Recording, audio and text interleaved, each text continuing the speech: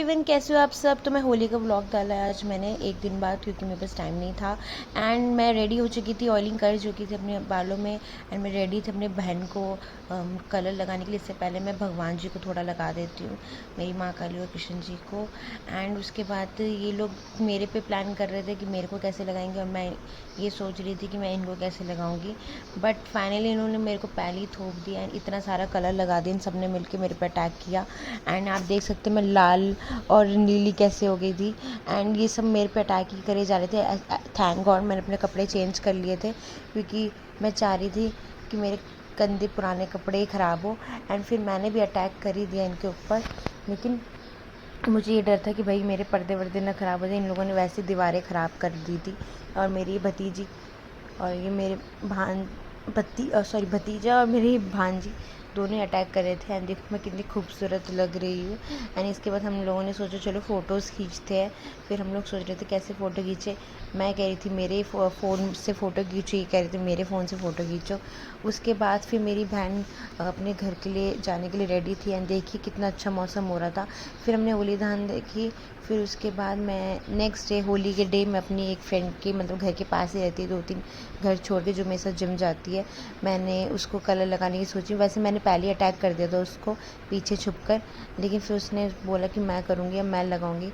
मैंने कहा ठीक है बहन लगा ले। बट भाई वो तो अंदर अंदर टी शर्ट के अंदर अंदर घुसाई जा रही थी। वो मेरे से हाइट में बहुत छोटी है। वैसे तो मैं एक पकड़ के उसी पे डाल देती, बट मैंने कहा चल छोड़ यार, छोड़ दे, लगाने दे बच्ची को। वो मुझे बार बार यही कह रही थी मेरे को हाइट का फ़ायदा उठा रहे हो तुम, मैं छोटी हूँ ना इस वजह से। लेकिन मैं क्या करूँ, और जो मैं पैकेट लाई थी वो तो ख़त्म हो ही चुका था। फिर मैंने कहा क्या करूँ। वो देखो कैसे मेरे को टी शर्ट के अंदर अंदर लगा रही है कि परेशान कर रही है। मैंने कहा मेरी टी शर्ट मत फाड़ दियो, और मेरा ऐसा बुरा हाल कर दिया था। मैंने कहा चल ठीक है कोई नहीं। और पीछे पीछे मेरी जीनी भी आ गई थी उसके घर में। एंड पता नहीं उसके मकान मालिक कुछ बोलती नहीं, तो मैंने ज़्यादा कुछ लगाया नहीं। एंड अजीब सा ही हो गया था। और थोड़ा ना गुलाल लगाने के बाद अजीब से चक्कर से आने लग गए थे। ऐसा लग रहा था पता नहीं सर घूम रहा है, बिना भांग पिए कुछ पिए चक्कर से आ रहे थे। और ये छोड़ ही नहीं रही थी मुझे रंग लगाने से। फिर उसके बाद कोई आ गया था, तो ये बोल रही थी ये कहाँ से आ गया मेरे, क्योंकि मेरी जीनी बार बार अंदर आ जा रही थी। फिर इसकी परेशान थी, मतलब इसकी जो मालकिन है घर की, वो बार बार बोल रही थी कि थोड़ा साफ़ कर देना, ये कर देना। फिर मैंने बोला यार क्यों ही फालतू किसी से कुछ बोलना।